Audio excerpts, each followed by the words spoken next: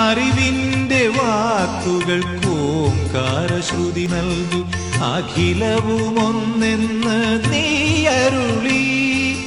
അണുവിലുമുണരുന്ന ചൈതന്യ ശാന്തിതൻ, അണുവിലുമുണരുന്ന ചൈതന്യ ശാന്തിതൻ ഉറവിടം നീയെന്ന് ഞാൻ അറിഞ്ഞു.